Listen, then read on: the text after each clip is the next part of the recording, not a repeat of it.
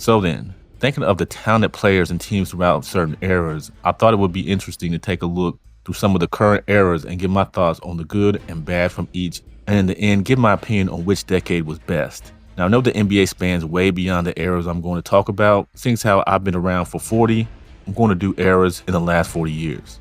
The 80s, 90s, 2000s, and 2010s. Today, we'll discuss the 80s and 90s, and I will drop the 2000s and 2010s shortly after.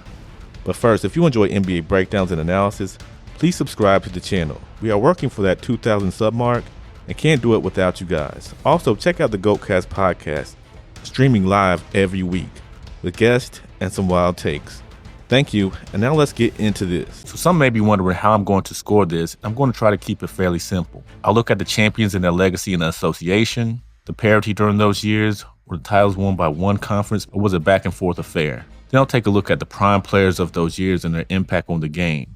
Of course, because of how this works, some players will overlap decades, so we'll take that into account, but we'll focus on either their championship years or their best/award-winning years. The 80s were quite the decade. Most will agree that this was the decade that catapulted the NBA into prominence as one of the major sports leagues in the US, mostly on the backs of two men and two teams. Larry Bird and the Boston Celtics, as well as, of course, Magic Johnson and the Showtime Los Angeles Lakers. Speaking of those Showtime Lakers, they were the definition of a dynasty, being a part of 8 of the 10 NBA Finals throughout the 80s, and bringing home 5 Larry O'Brien trophies during those trips. Larry's Celtics were not far behind, spending half the decade in the NBA Finals and bringing home 3 rings. The Moses Malone's Philadelphia Sixers and Isaiah Thomas' Detroit Pistons rounded out the other champions throughout that decade. You don't get more legendary than those teams. Los Angeles Lakers having, who many believe, the greatest point guard ever in Earvin Magic Johnson, teamed with Kareem Abdul-Jabbar, the already legend of the league, who while his time was dwindling, was still able to be a major force on the court. Add in Tar Heel and all-star small forward James Worthy, and there you have one of the all-time greatest teams in the history of the league, led by Hall of Fame coach Pat Riley.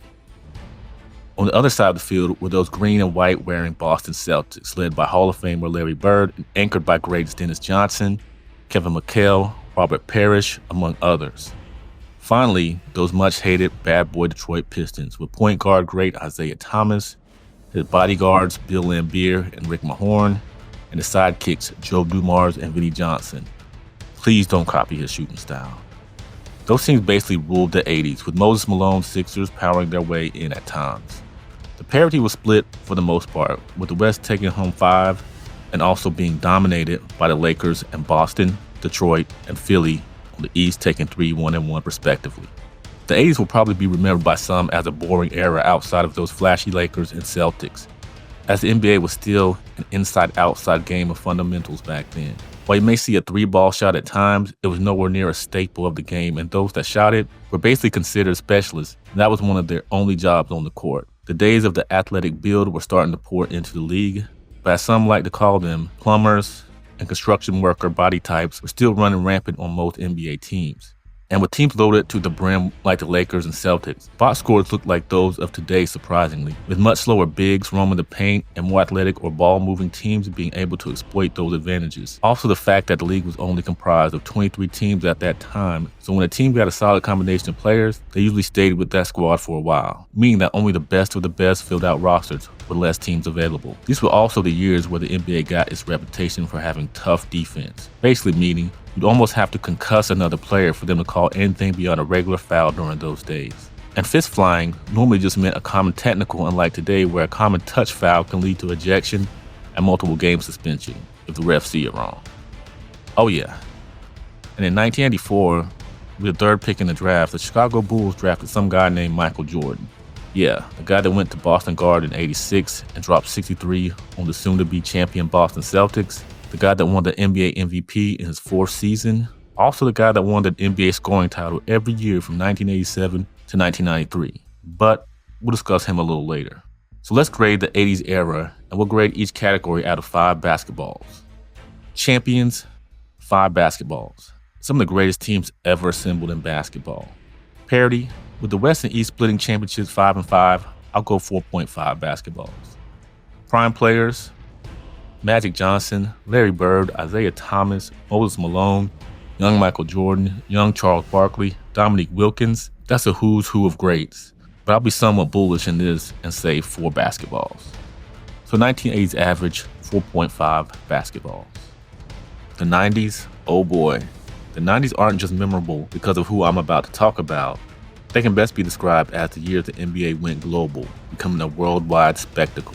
Those are the years I really got into basketball as a preteen and teenager, so my intrigue and love for watching the game was at its peak. The 90s era can pretty much be called the Michael Jordan era. Even though he was a major deal in the mid to late 80s, it was this decade where he and those Bulls put together the blueprint to dominate a decade. The Chicago Bulls, led by Michael Jordan, Scottie Pippen, and Coach Phil Jackson, basically owned the 90s, bringing home 6 of the 10 championships in those years.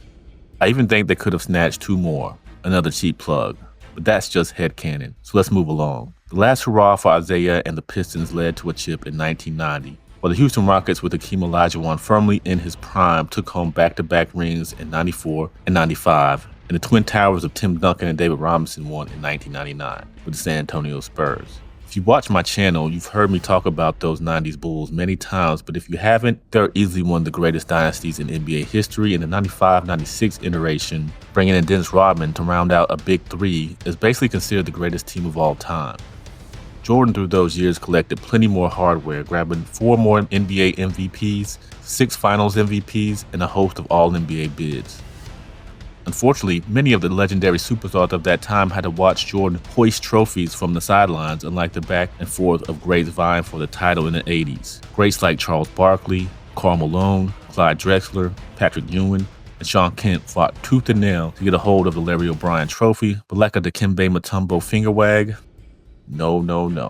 Looking at the 90s, you'll probably see some glaring differences from the 80s. While there are those that just see the players from the 80s and think low scoring, the 90s were really the era of plotting low scoring game. There could be many reasons why, but from memory and just the eye test, the evolution of the player continued, and in this era, the agile, athletic centers ruled much of the game unless your name was Michael Jeffrey Jordan. Guys like Prime Hakeem, David Robinson, young Shaquille O'Neal, Alonzo Mourning, even Patrick Ewing could step away from the deep paint and put a hand in your face. The 90s also could be considered the next expansion era, as the most expansion since the ABA merger came to be with teams like the Charlotte Hornets, Miami Heat, Minnesota Timberwolves, and Orlando Magic getting their start during the late 80s but had their major beginnings in the 90s. Some even argue the league was a bit diluted during these years due to expansion. Tough defense, the same tough defense I spoke about in the 80s, was at an even higher level. Hand checking and no defensive 3 seconds meant getting to the basket and making perimeter shots were even harder. The physicality was at an all-time high, with players literally being bigger, stronger, and faster during these days.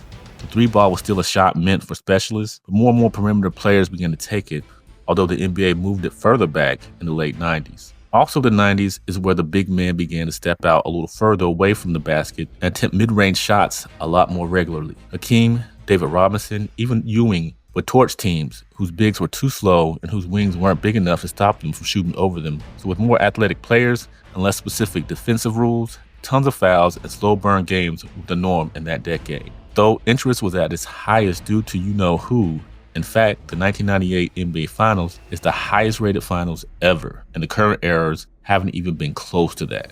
So let's grade the 90s. Champions, 4.5 basketballs.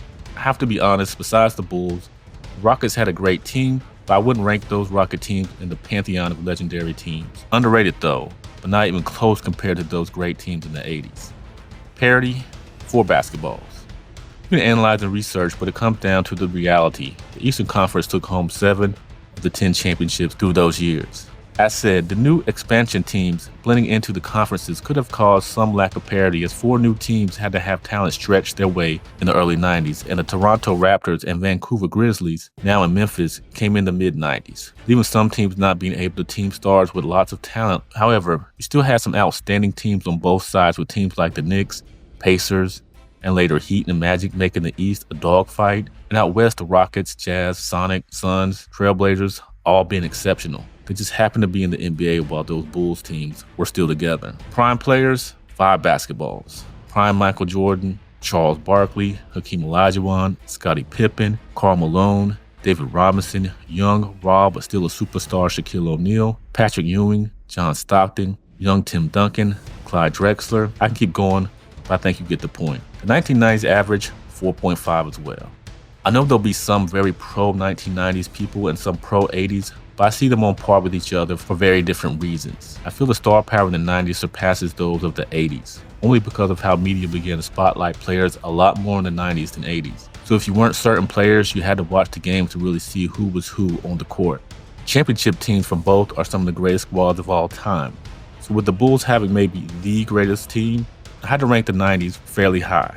Then the parity, I could really drop the rating for the 90s, but because the Bulls were so dominant, didn't mean there weren't some tough teams in both conferences. And if you watch those playoffs, the years Michael was retired, it was anyone's ball game those years. But what do you all think? Which era did you enjoy more and feel the game was at its most exciting out of these two? I'm sure there'll be a stark difference from those older and those younger, but please let me know in the comment section. Also, if you want to ascend to GOAT status like number 23, please like and subscribe to the channel. Hope you all enjoyed. I'll be back soon with part 2. Thank you.